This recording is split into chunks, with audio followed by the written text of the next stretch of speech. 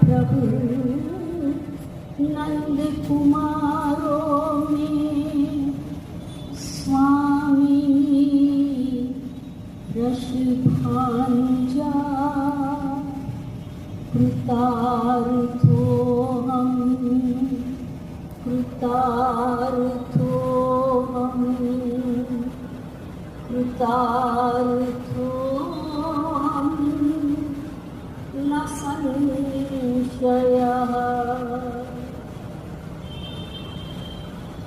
કહેવાય છે વિદ્યાવતામ ભાગવતે પરીક્ષા, અને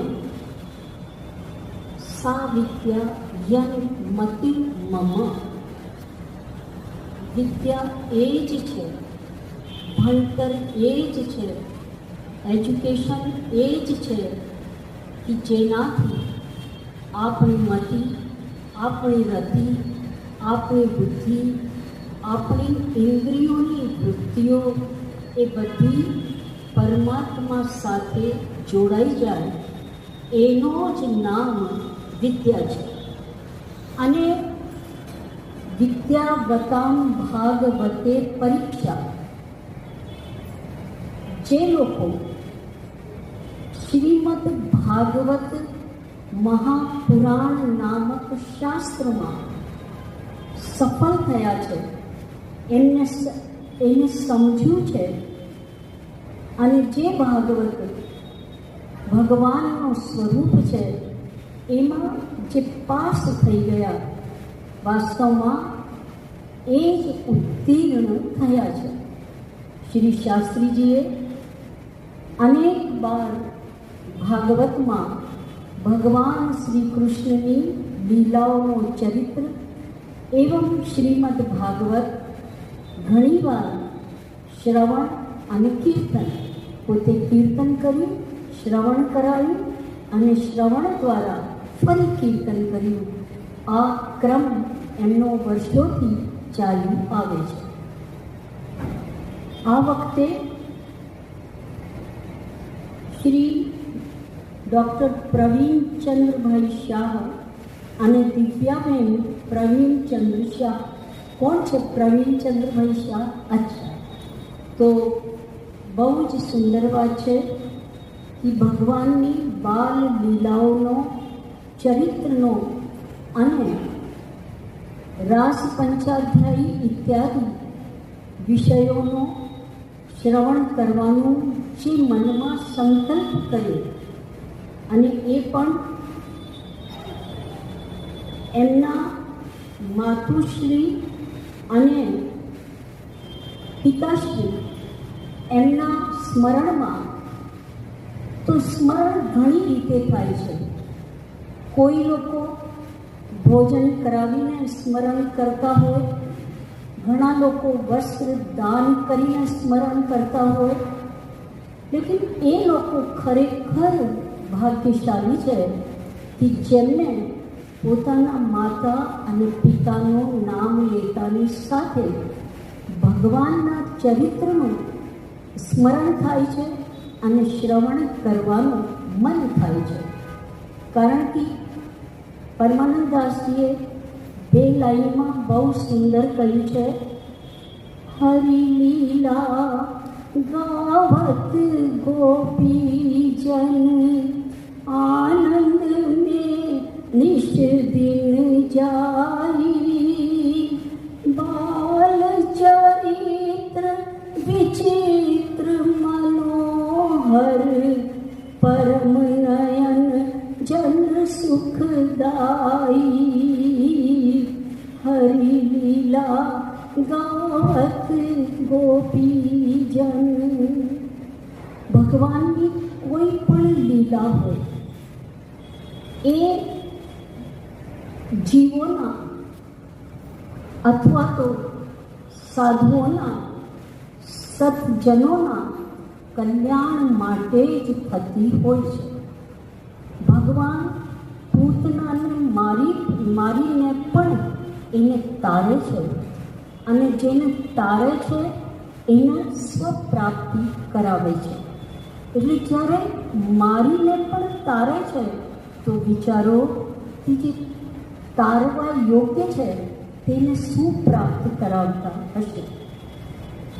તો આ રીતે રાસલીલા તો શ્રીમદ ભાગવતજીમાંથી આપ લોકોએ હમણાં 26મા, 27મા, 28મા અધ્યાયની વાતો સાંભળી. શ્રીમદ ભાગવતમાં મહાપ્રભુજીએ રાસલીલાને ફલ પ્રકરણમાં સ્થાન આપ્યું છે, જેને માટે કહેવામાં આવ્યું છે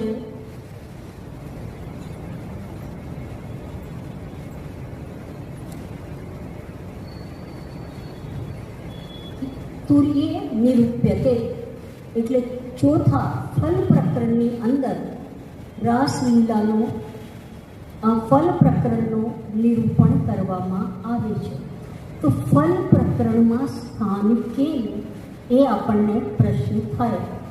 કારણ કે તામસ ભક્તોનો ઉત્તમોત્તમ ફલ અગર કોઈ છે તો આ રાસલીલા એક ઉત્કૃષ્ટ ફલ છે. વિદ્વાનો એમ બતાવે છે કે અગર ભાગવતજીમાંથી આપણે અગર રાસલીલા કાઢી દઈએ છે તો પછી જેવી રીતે એક શરીર એ નિષ્પ્રાણ હોય તો એમાં કંઈ પણ રહેતું નથી, કોઈ ચેષ્ટા થતી નથી. હાથ, નાક, પાંવ બધું જ છે, પણ જેમ પ્રાણ નીકળી જાય તો કોઈ ચેષ્ટા થતી નથી.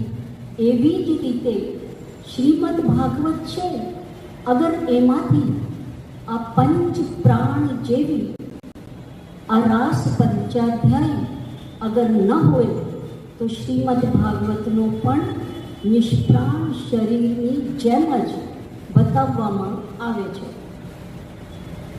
હવે લીલા એટલે શું? તો એના માટે એક સરળ પરિભાષા છે કે અનાયાસેન ક્રિયમાણા ચેષ્ટા સા લીલા. એટલે સહજપણાથી ભગવાન જે ચેષ્ટા કરે એનું નામ લીલા છે. આ તો એની સરળ પરિભાષા થઈ. જેમ પલનામાં સૂતેલો બાળક હાથને આમ તેમ ક્રીડા કરે અને એમાં એને કોઈ પણ ક્લિષ્ટપણું હોતું નથી. એટલે અક્લિષ્ટ માન એટલે ભગવાન અક્લિષ્ટ ક્રિયાના કરતા છે. અક્લિષ્ટ એટલે જેમાં કંઈ સ્ટ્રેન પડતો નથી, સ્ટ્રેસ પડતો નથી અને જે ઇઝીલી થાય એનું નામ છે અક્લિષ્ટ કર્મા. તો ભગવાન અક્લિષ્ટ કર્મા છે. ભગવાન સરળતાપૂર્વક બધી ક્રિયાઓને કરે છે. પણ શ્રી મહાપ્રભુજી એક સુંદર પરિભાષા લીલાની બતાવે છે. શ્રી આચાર્યચરણ બતાવે છે લયનમ લાતી. એટલે જેનાથી તન્મયતા આવતી હોય, જેનાથી લીન થઈ જવાતું હોય, જેનાથી બધું જ દેહાધ્યાસ પછી બીજા મતલબ પ્રાણાધ્યાસ પછી આ બધા જ અધ્યાસ જેમાં ન રહેતો હોય એનું નામ છે લીલા. એટલે લયનમ લાતી, જે તન્મયતાનું દાન કરે એનું નામ છે લીલા. હવે ઓર થોડા ડીપમાં જઈએ તો લીલા એટલે લીનમ લાતી, જે અંદર છુપાયેલો રસ છે તેને બહાર પ્રગટ કરે. જેવી રીતે છાછમાં બહાર કાઢવામાં આવે તેવી જ રીતે ભીતર છુપાયેલો જે રસ છે એને ઉપરની તરફ ઉછાળી દે એનું નામ છે લીલા. શ્રી મહાપ્રભુજીએ ફરી કહ્યું, નહીં લીલાયા કિંચિત પ્રયોજનમ અસ્તિ. લીલાનો કોઈ પ્રયોજન હોતું નથી. રાસલીલા યદ્યપિ આપણા માટે રહસ્યમયી લીલા છે, કિંતુ ભગવાનને માટે તો લીલા એવ પ્રયોજનમ. મતલબ લીલાનો પ્રયોજન કેવલ આનંદ છે, તે સિવાય બીજો કોઈ પ્રયોજન હોતું નથી. હવે આગળ કહ્યું આચાર્ય ચરણોએ કે લીલા વિશિષ્ટ એવ. વિશિષ્ટ એટલે લીલાથી યુક્ત. લીલા વિશિષ્ટ એવ શુદ્ધમ પરમમ બ્રહ્મ. ભગવાન જે છે, લીલા વિશિષ્ટ ભગવાન જ એ જ પરબ્રહ્મ છે. અને ન કદાચિત તદ્રહિતમ ઇત્યર્થઃ. એટલે લીલાથી રહિત ભગવાન, મતલબ લીલાની સાથે જ ભગવાન પરબ્રહ્મ છે અને લીલા વગર હોતા જ નથી. એટલે જેમ શ્રી મહાપ્રભુજી પણ બતાવે છે કે લક્ષ્મી સહસ્ર લીલાભિ સેવ્યમાનમ કલાનિધિ. એટલે શ્રી મહાપ્રભુજીના હૃદયમાં પણ અનેક શક્તિઓ, લક્ષ્મી સહસ્ર અનેક ગોપીઓની સાથે ભગવાન અને શેષ નાગ રૂપી હૃદય પર હૃદયમાં વિરાજમાન છે. તે જ લીલાયા નિત્યત્વમ. બીજી વાત, આ બધી જ લીલાઓ નિત્ય એટલે ઇટરનલ છે, ક્યારે પણ નાશ થતો નથી. આજે પણ ભક્તોને આપ યાદ કરો 252 વૈષ્ણવોની વાર્તાનો એ પ્રસંગ કે આગ્રાવાળા એક વસ્ત્રના વ્યાપારી સુંદર સુંદર કપડાં લઈને અને વસ્ત્રો લઈને શ્રી ગુસાઈજી પ્રભુચરણને અર્પણ કરે છે. તો પ્રભુચરણે એ બધા જ વસ્ત્રોને શ્રી યમુનાજીમાં પધરાવવા માટે આજ્ઞા કરી. પહેલાં વસ્ત્ર ધરવાવાળાને બહુ મનમાં ખેદ થયો કે હું તો આપના પરિવાર માટે, આપના માટે, ઠાકુરજી માટે આ બધા વસ્ત્રો લાવ્યો અને આપ સ્વીકાર નહીં કરીને અને યમુનાજીમાં પધરાવી દીધા. તો એનો ખેદ પ્રભુચરણ જાણી ગયા. प्रभुचरण कही कल सुबह वापस आना, यमुना जी के किनारे तुम्हें दर्शन कराएंगे. पहले नहीं रात्रे तो ये पाछा लालटेन लईने અને યમુનાજીના કિનારે દર્શન કરાવવા માટે પેલા ભાઈને લઈને પધારે છે. તો એ વખતે શું જોયું એને જેમ ભગવાન અર્જુનને કહે છે, દિવ્યમ દદામિ તે ચક્ષુ પશ્ચમે રૂપમૈશ્વરમ. એટલે અર્જુન, આ તને હું દિવ્ય ચક્ષુ આપું છું, જે દિવ્ય ચક્ષુ દ્વારા તું મારો આ રૂપનો, આ વિરાટ સ્વરૂપનો, આ ઐશ્વર્યનો તું દર્શન કરી શકશે. અન્યથા આ સાદા ચર્મચક્ષુઓથી દર્શન કરી શકશે નહીં. તો શ્રી गुसाई जी प्रभुचरण ने કહ્યું कि अब देखो आगरा वाले भैया, यमुना जी में नज़र करो, तुम्हें क्या दिखाई देता है. तो એને જોયું कि જે વસ્ત્રો આપ્યા હતા તે બધા જ મતલબ શ્રી સ્વામિનીજી રાસલીલાના અનેક જે અધિકારી વ્રજ ગોપિકાઓ ઇત્યાદિ છે, સ્વામિનીજી છે, તે બધા આ વસ્ત્રો ધારણ કરીને અને યમુનાજીમાં નિત્ય લીલામાં વિરાજમાન છે. ત્યારે એને બહુ જ આનંદ થયો કે આપની કૃપાથી આ વસ્ત્ર શ્રી ઠાકુરજીએ સ્વીકાર કર્યા. તો લીલા નિત્ય હોય તો જ અંદર બતાવી શકાય ને. એટલે આજે પણ યદિ ભક્તોનો એ ભાવ હોય તો લીલાના દર્શન કરી શકે. પછી લીલા એવ કૈવલ્યમ અને જીવાનામ મુક્તિ રૂપમ તત્ર પ્રવેશ પરમા મુક્તિ ઇતિ. લીલા એવ કૈવલ્યમ, એટલે ભગવાન જે છે, જે મુક્ત જીવો છે તેમનો લીલામાં પ્રવેશ થાય છે અને એને જ આપણે ત્યાં પરમા મુક્તિ કહેવાય છે. જેમ વૃત્રાસુરે પણ એ જ કહ્યું કે મને ન રસાધિપત્યમ ન ચ પારમેષ્ઠમ, મને આ બધું નથી જોઈતું, લેકિન મને આપના જે પદ છે દાસાનુદાસ, એમનો મને દાસ બનાવો.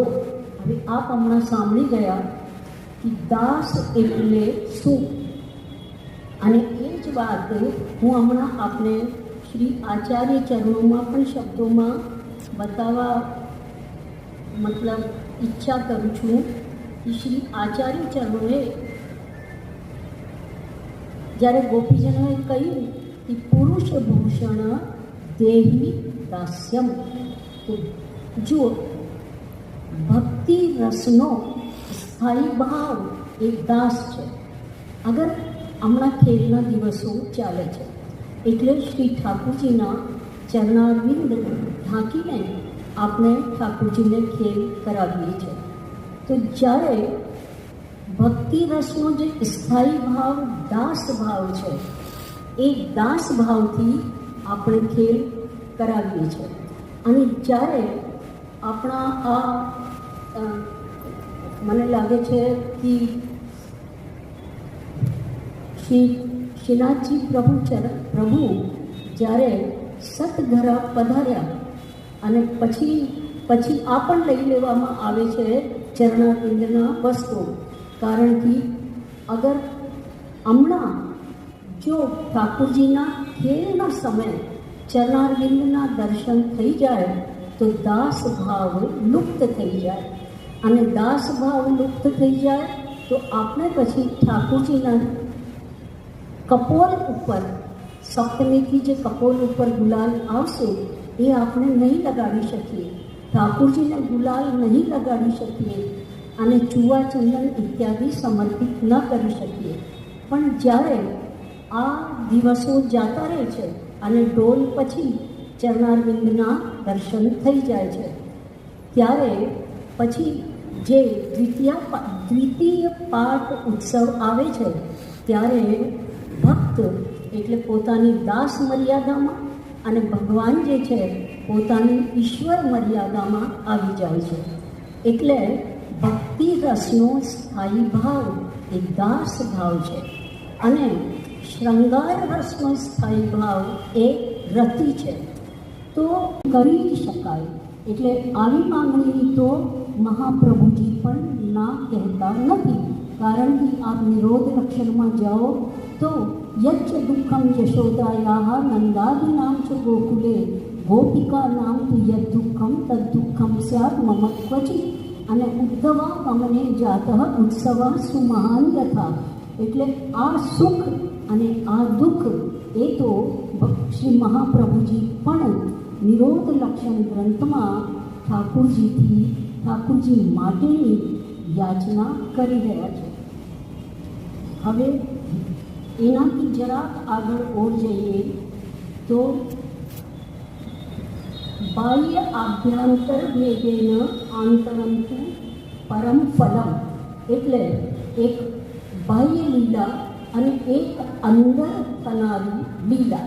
એટલે આભ્યંતર જે કોઈને દેખાતી નથી, પણ ભગવાન વિપ્રયોગ દશામાં, વિપ્રયોગ એટલે વિશિષ્ટ પ્રકારનો પ્રકૃષ્ટ યોગ જેમાં છે. વિપ્રયોગ એટલે દેખાવું નહીં, વિદ્યમાન ન હોવું એવું નહીં. વિપ્રયોગ એટલે એક એવી દશા કે જેમાં ભગવાન અંદર રહીને પોતાના સર્વ લીલાઓનો અનુભવ કરાવતા હોય એ વિપ્રયોગ દશા છે. એટલે વિશિષ્ટ પ્રકારનો વિશેષ અનુભવ જેમાં કરાવવામાં આવતો હોય તે વિપ્રયોગ દશા છે. વિપ્રયોગ એટલે આપણે જેમ ઘણી અંગ્રેજી ફિલ્મોમાં જોઈએ છે કે યા તો નાયક નાયિકા બંને જ નથી રહેતા દુનિયામાં, જ્યાં તો પછી એક જતો રહે છે, એક રહી જાય છે, આવો જેમાં કાયમી વિયોગ હોય એ વિપ્રયોગ આપણે ત્યાં ભગવાન સાથેનો નથી. કારણ કે ભગવાન જે છે તે આંતરરમણ કરી શકે છે, હૃદયમાં પધારી શકે છે અને હૃદયમાં જઈને પોતાનો અનુભવ કરાવી શકે છે. એટલે ભગવાન જેમ આ જ નિરોધ લક્ષણમાં ક્લિશ્યમાનાન જનાન દૃષ્ટવા કૃપાયુક્તો યદા ભવે, તો શું થાય છે? તદા ભગવાન જે છે પોતાના ભક્તોને પોતાને અર્થે જ્યારે એ દ્રશ્ય જોવા માંગે છે અને ભગવાન માટે ક્લેશ, ભગવાનના વિરહમાં વ્યાકુળ થાય છે, તો ભગવાન એને વ્યાકુળ રહેવા દેતા નથી અને એની વ્યાકુળતા પછી પોતે સામે આવીને એને દર્શન આપે છે. એટલે આપણે ત્યાં વિપ્રયોગ આંતર ફલમ પરમ ફલમ એ એટલા માટે કહ્યું કે વિપ્રયોગની અંદર સંયોગમાં તો એક જ લીલા સામે હોય. ભગવાન છે, ગોપીજનોથી વાત કરે છે, હાથ પકડે છે, જે પણ લીલા કરે છે તો એક લીલા એક સમયમાં હોય. લેકિન વિપ્રયોગની અંદર અનેક લીલાઓ હોય અને ભક્ત જ્યારે જે લીલાના દર્શન કરવા ઈચ્છે તો ભગવાન એને દર્શન કરાવે છે. હવે એકવાર આપણે ત્યાં ફલ એટલે શું? તો એકવાર શ્રી ગુસાઈજી પ્રભુચરણને નાગજી ભટ્ટ નામના, એટલે ગોધરાના જે નાગજી ભટ્ટ થઈ ગયા, એમને એક પત્ર લખ્યો અને પૂછ્યું કે વલ્લભાચાર્યજીના મતમાં ફલ શું છે? તો ફલમ યથા આવિર્ભવે ધ્રુવી, આપણે પુષ્ટિ પ્રવાહ મર્યાદામાં પણ આનો પાઠ કરીએ છીએ. હવે શ્રી ગુસાઈજી પ્રભુચરણ પત્રનો ઉત્તર પત્ર દ્વારા આપે છે, જે સાંભળવા જેવું છે કે શ્રી વલ્લભાચાર્યાણામ મતે, શ્રી વલ્લભાચાર્યાણામ મતે ફલમ તત્પ્રાકટ્યમ. મહાપ્રભુજી કહે છે, શ્રી ગુસાઈજી પ્રભુચરણ પહેલાં નાગજી ભટ્ટ એમને કહે છે કે મહાપ્રભુજીના મતમાં ઓછામાં ઓછું ફલ તત્પ્રાકટ્યમ, ભગવાનનો બહિ પ્રકટ થવું એ ફલ છે. તત્ર અવ્યભિચારી હેતુ પ્રેમૈવ, એ ફલ પ્રકટ કરવામાં શું કારણ છે?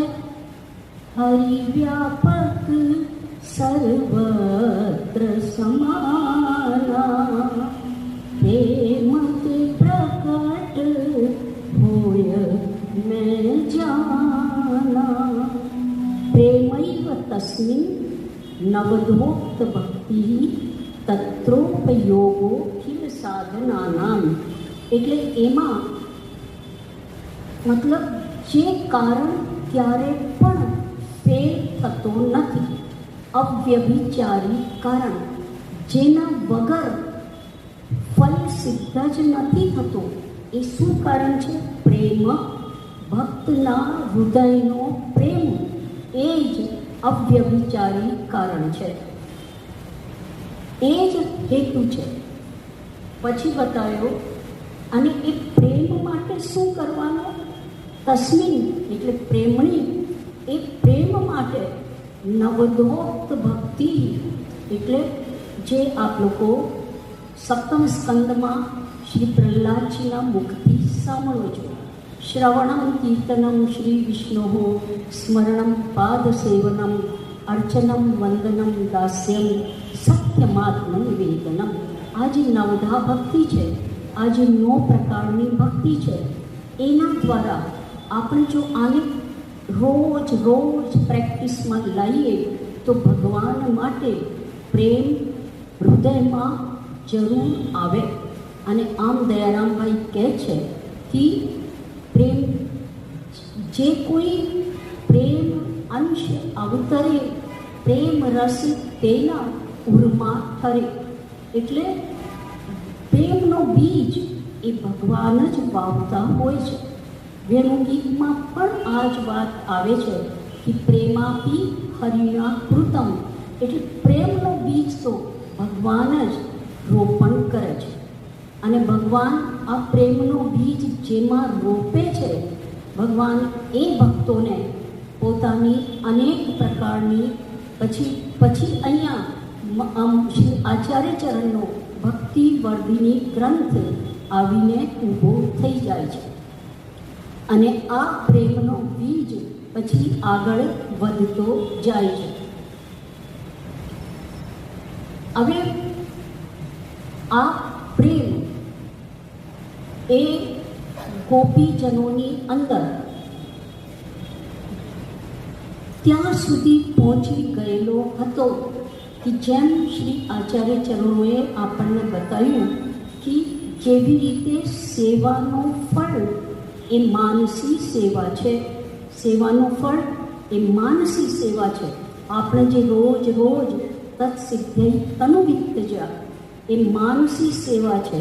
તથા સંસાર દુઃખસ્ય નિવૃત્તિર બ્રહ્મબોધનમ. બ્રહ્મબોધન એટલે અક્ષર બ્રહ્મનું જ્ઞાન થાય છે અને સંસારની નિવૃત્તિ થાય છે. અને લોકો ઘણીવાર, હમણાં 2-3 દિવસ પહેલાં પણ એક ભાઈનો અમેરિકાથી ફોન આવ્યો, પૂછ્યું કે માનસી એટલે શું? તો જ્યારે આપણે સપ્રયત્ન સેવા કરીએ એનું નામ છે, પ્રયત્નથી સેવા જે કરીએ એનું નામ છે તનુજા વિત્તજા સેવા. પણ જ્યારે સેવા કર્યા વગર રહેવાય જ નહીં, એફર્ટલેસલી જ્યારે સેવામાં પ્રવેશ કરી જવાય, જેમ 252 વૈષ્ણવમાં પહેલી વેશ્યા ઠાકોરજીની સેવામાં એને ભાન જ ના રહ્યો અને મારા ઠાકોરજી સેવા વગરના છે, દેહાધ્યાસ જતો રહ્યો અને સેવામાં પ્રવેશ કરી ગઈ. અને શ્રી ગુસાઈજી પ્રભુચરણે પૂછ્યું કે તુમને એ અપરાધ કિયા હૈ? તો પ્રભુચરણને જવાબ આપ્યો કે હા જયરાજ, મેં અપરાધ કર્યો છે. તો ક્યો કિયા? તો જવાબ મળ્યો કે મારાથી સેવા વગર રહેવાયું જ નહીં. તો આ રહેવાયું જ નહીં, આપણી સ્થિતિ આવી નથી. આપણે તો જ્યારે સેવા કરીએ અને ઠાકોરજી પોડી જાય તો આપણને ખૂબ ગમતો હોય કે હર્ષ, આજની આપણી સેવા થઈ, હવે કાલે ઉત્સવ છે એ જોઈ લઈશું. આપણને ઉત્સવોમાં સર્વ વિસ્મારકો આહ્લાદઃ નામ ઉત્સવ, આપણ પંક્તિ મહાપ્રભુજીની આ રાસલીલામાં જ આવે છે કે એવો ઉત્સવ ગોપીજનોને થયો જ્યારે ભગવાનનો પ્રાગટ્ય થયો, ત્યારે એ બધું જ ભૂલી ગયા. આપ લોકો જુઓ, જ્યારે રાજા પરીક્ષિત આ કથા સાંભળે છે ત્યારે કથા સાંભળતા પહેલાંની એની સ્થિતિ, જેને ભૂખ અને પ્યાસથી એ તડપતો હતો અને પ્યાસની દેહાધ્યાસને લીધે ઋષિના ગળામાં સર્પ નાખ્યો. આજ જ્યારે શુકદેવજીના મુખારવિંદથી આ ભગવત કથામૃતનો પાન કરે છે, ત્યારે આપ લોકો ગોપી ગીતમાં આ આવે છે આ શ્લોક તો કે ભગવાનની કથા કેવી છે? તો અમૃતમય આ તવ કથામૃતમ તપ્ત જીવનમ કવિવિરીડિતમ કલ્મષાપહમ, આ એમાં ભગવાનના જે વિશેષણો આપ્યા છે, ભગવાનની કથાના જેવી રીતે ભગવાનમાં ષડધર્મો છે તેવી રીતે આ કથાના પણ ષડધર્મો છે. અને ભૂરિતા જના, મોટામાં મોટું દાન એ લોકો આપે છે, અન્નદાન, વસ્ત્રદાન, વિદ્યાદાન, ઘણી પ્રકારના દાન છે. લેકિન મોટામાં મોટું દાન એ છે કે જે લોકો ભગવત કથા, ભગવત ગુણાનુગાન લોકોને કરાવે છે, પોતે કરે છે. એટલે મને લાગે છે કે આ અમરલાલભાઈ અને આ જે બિરાજમાન છે દંપતી, એ મોટું દાન કરી રહ્યા છે કે લોકોને શ્રવણ કરાવે છે, શાસ્ત્રીજી કરે છે અને ભગવત લીલાઓનો શ્રવણ કરી રહ્યા છે.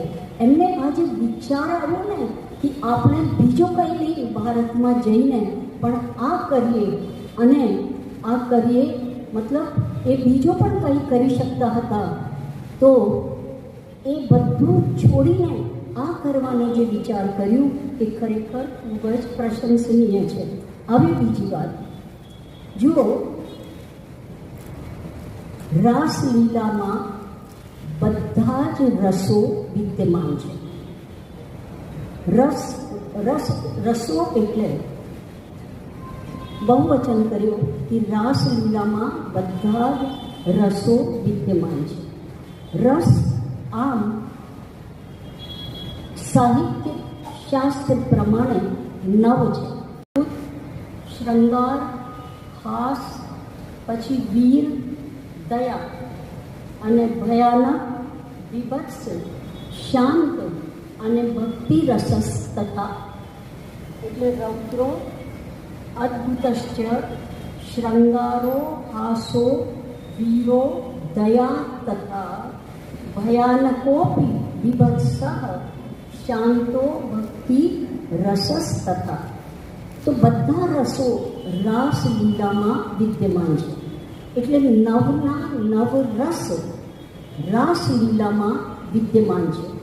અને આ શૃંગાર રસ જે છે એ બધા જ રસોમાં ઉત્કૃષ્ટ છે. અને રાસલીલામાં શૃંગાર રસ છે. અને આ શૃંગાર રસના અંગ તરીકે આ 9 રસો રાસલીલામાં આવ્યા છે. બીજી વાત એ છે કે એક ही સમયમાં, મતલબ એટ ધ સેમ ટાઈમ, ધારો કે હમણાં 6:20 થયા છે અને 6:20ના સમયે એક જ ભગવાન એક ही સમયમાં બધા રસો જ્યારે લોકોને અનુભવ કરાવે. આજે અવતારમાં અને અલગ અલગ અવતારોમાં શું થાય છે કે કોઈની અંદર એક રસ છે, કોઈની અંદર એક કલા છે, તો કોઈની અંદર એતે ચાંશે કલા પુંસઃ કૃષ્ણસ્તુ ભગવાન સ્વયં. ભગવાન શ્રી કૃષ્ણ પરબ્રહ્મ પરમાત્મા પરાત્પર પરમાત્મા શ્રી કૃષ્ણ એ પરાત્પર કેમ છે?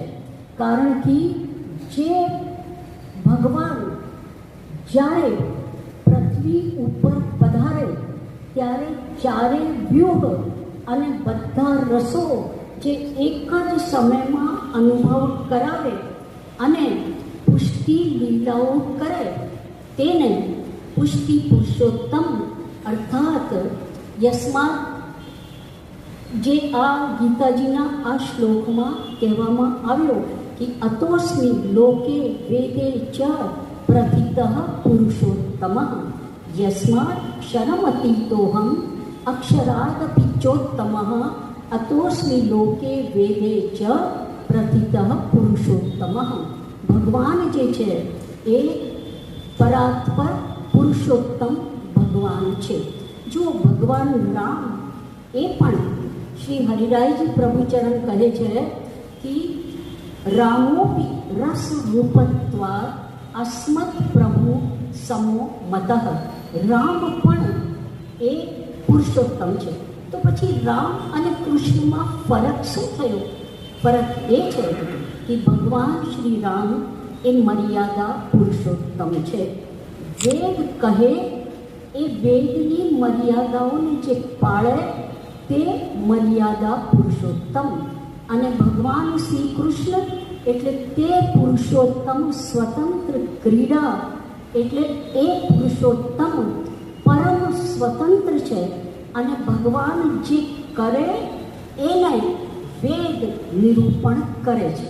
આ બંનેમાં આ ડિફરન્સ છે. એટલે ભગવાન રામજી એ વેદ પ્રમાણે ચાલે. શબરીએ ઝૂંટા બેર આપ્યા અને ભગવાને ચાખ્યા આ પ્રભુની પુષ્ટિ લીલા. કારણ કે વેદમાં કહેવામાં આવ્યું છે ઉચ્છિષ્ટમ અભોજ્યમ, ઝૂંટણ ન ખાવું. અને વેદરૂપ લક્ષ્મણજીને જ્યારે ભગવાને બેર આપ્યા કે લે લક્ષ્મણ તું પણ ખા, તો લક્ષ્મણજી પાછળ ભગવાનને ન દેખાય એવી રીતે ફેંકી દે છે. કારણ કે વેદ પોતે પોતાની આજ્ઞાનો ખંડન કેવી રીતે કરી શકે? એટલે ખંડન કરતા નથી અને બોર ખાતા નથી. લેકિન પરમાત્મા શ્રી કૃષ્ણ માટે આપણે જેમ કહીએ કે તે પરમ સ્વતંત્ર છે અને શ્રુતિઓ પણ એમ કહે છે કે ભગવાન અમે શ્રુતિઓ જે ભગવાનના મતલબ વૈકુંઠની અંદર દ્વારપાલ તરીકે છે, વૈકુંઠના દ્વાર પર બિરાજમાન છે અને અંદર કોણ ગયો કોણ આવ્યો શું લીલા છે એ શ્રુતિઓને ખબર હોય છે.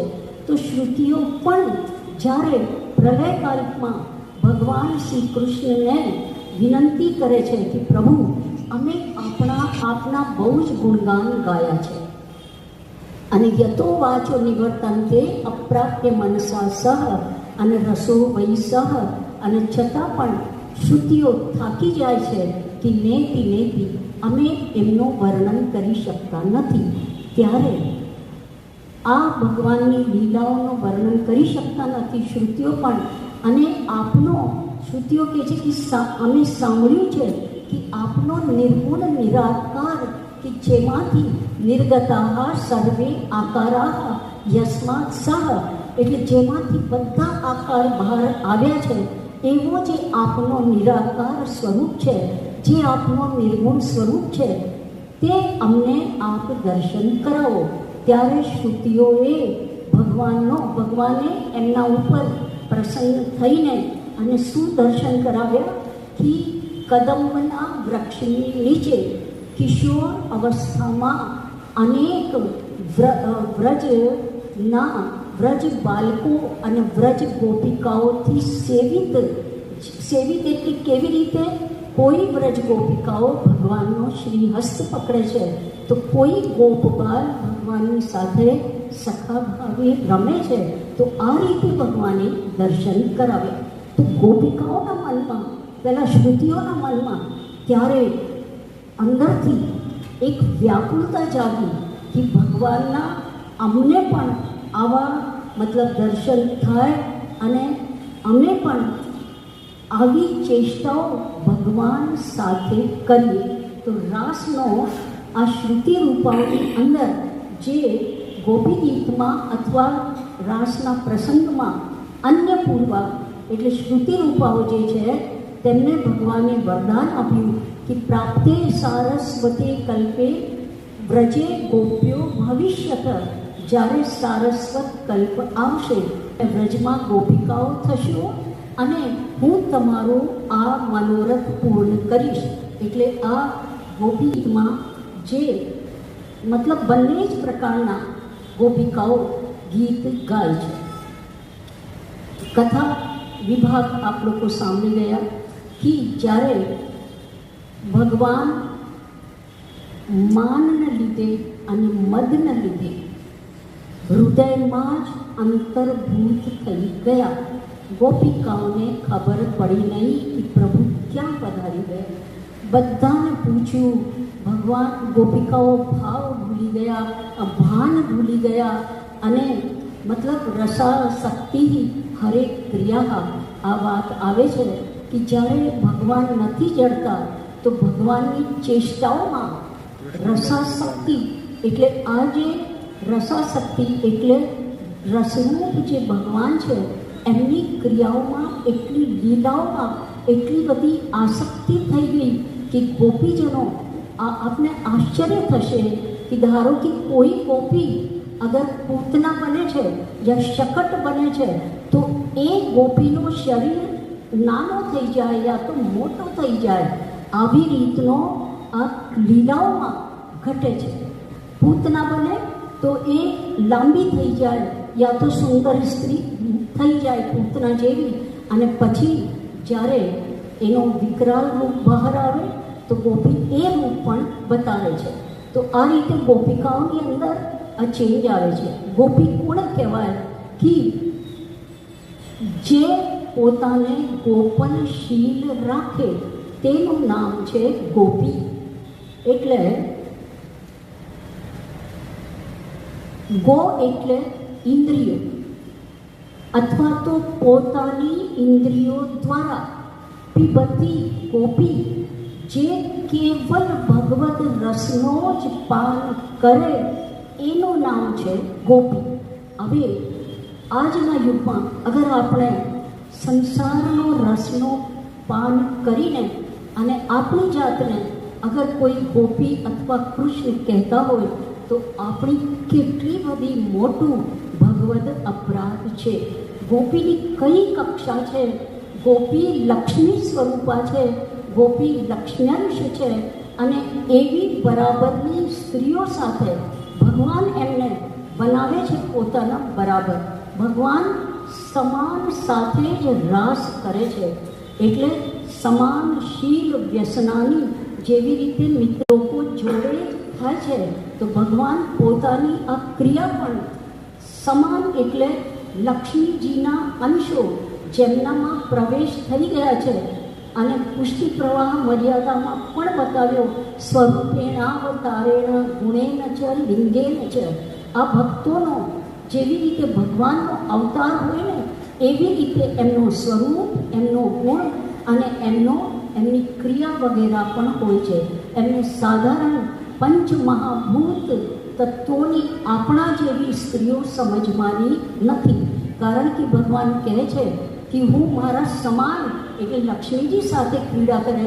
તો ગોપી પણ જ્યારે લક્ષ્મીવત બની ગયા ત્યારે ભગવાન એમને રાસમાં બોલાવ્યા. યોગ માયા ઉપાશ્રિતા.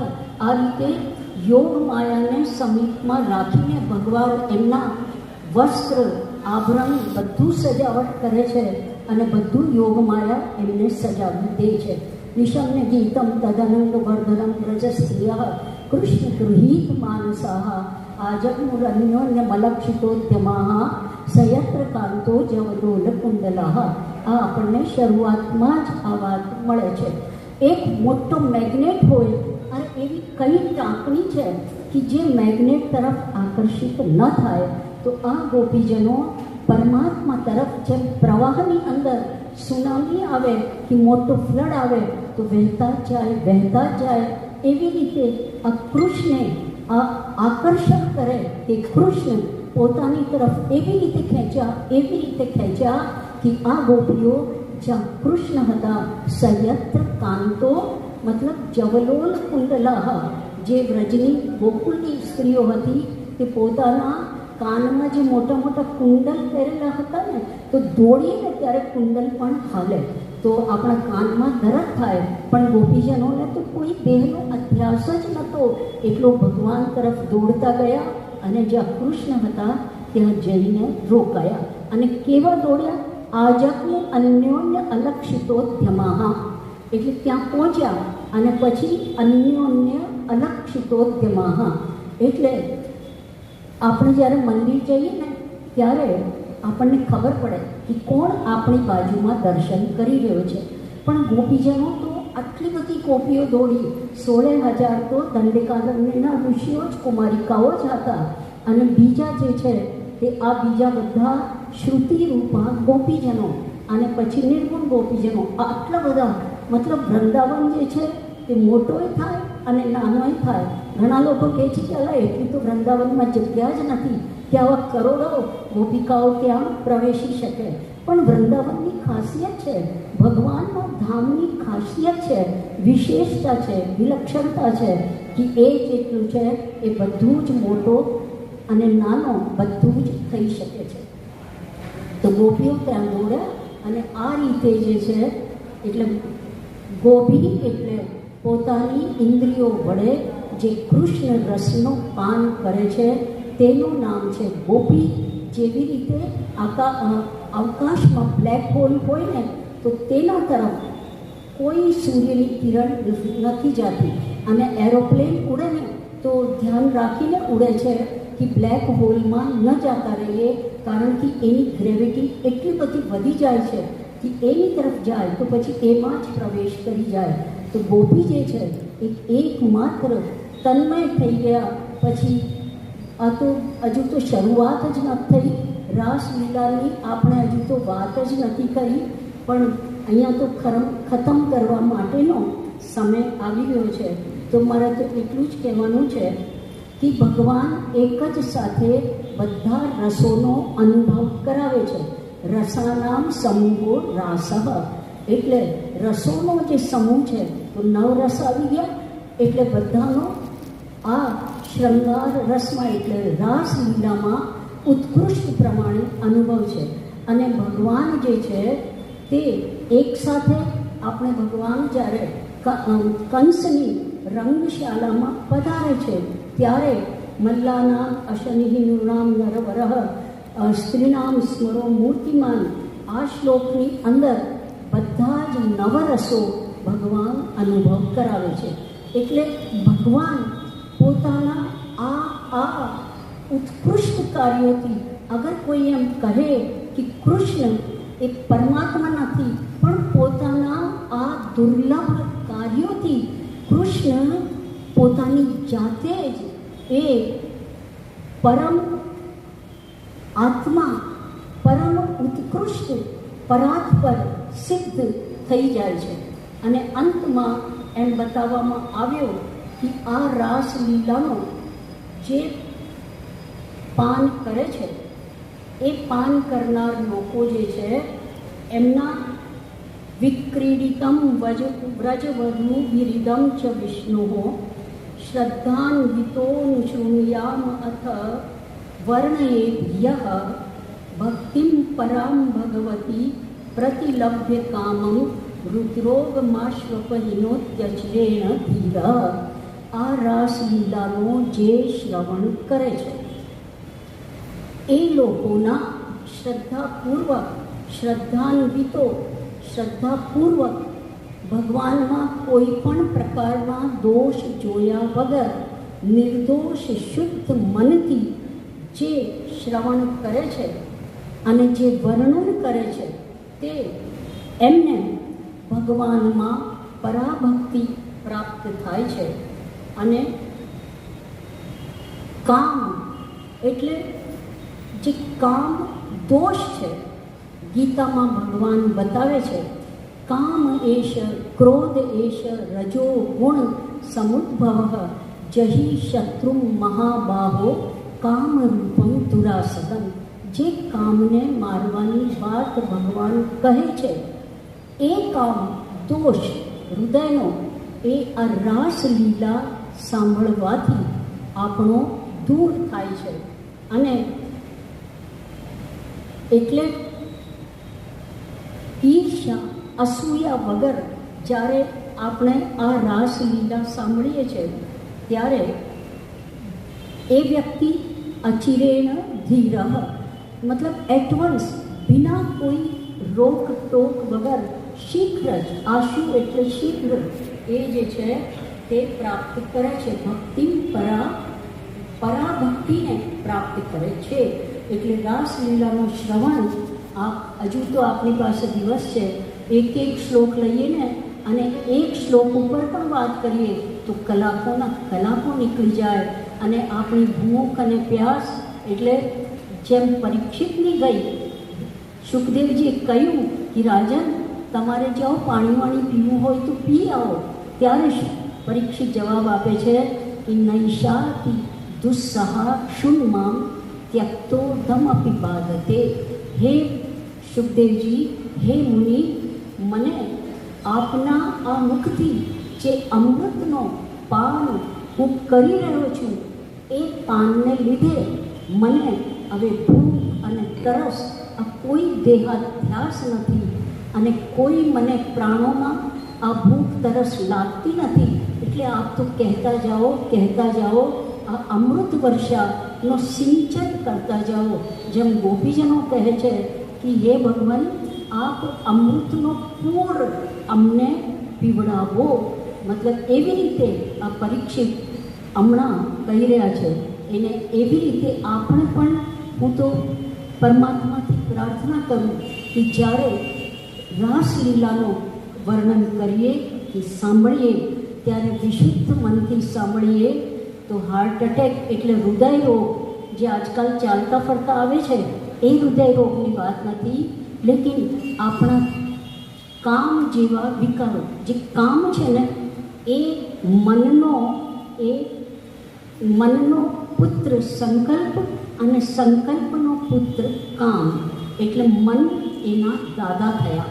તો એ કામ જે છે એ ભગવાનમાં મન રાખવાથી આ લૌકિક કામ આપણે નિષ્કામ બનીએ ગોપીજનોની જેમ, અને આપણે પરમ લીલા પરમાત્મા શ્રી કૃષ્ણનો આ લીલાઓનો નિત્ય લીલાનો અનુભવ કરીએ કે જે યમુના તટ ઉપર ગોપીજનોને પછી પ્રાપ્ત કર્યું. અને શ્રી યમુનાજી તો કરુણાવાળા છે અને એ આપણને એ રસનો પાન કરાવે. એટલે આપણે ત્યાં ખબર છે કે નિત્ય સિદ્ધા યુથ પછી આ જે નિત્ય સિદ્ધા પછી કુમારિકાઓનો યુથ, શ્રુતિ રૂપાઓનો યુથ અને જેને કહીએ સંકીર્ણ યુથ. તો આપણે લોકો તો સંકીર્ણ યુથના અધિકારી છીએ. અને શ્રી યમુનાજીની કૃપાથી તનુ નવત્વ મેતાવતા તનુ નવત્વને પરમાત્મા શ્રી કૃષ્ણની જેમ નરસિંહ મહેતા રાસલીલા સુધી પહોંચી ગયા, હાથ બળી ગયો, ખબર ના પડી, એ દેહાધ્યાસ આપણો જતો રહે અને કૃષ્ણ રસ કૃષ્ણ લીલાને પ્રાપ્ત કરીએ. આટલું કહીને સમય વિલંબ થતાં અને આપ લોકોને પણ હું જોઈ રહી છું કે ઓક્સિજનની કમી થઈ રહી છે, એટલે આપ લોકો ફ્રી થઈને આરામથી ઓક્સિજન લઈ શકો એટલા માટે હું વિરમું છું. મને ઓક્સિજન કમી નથી થઈ.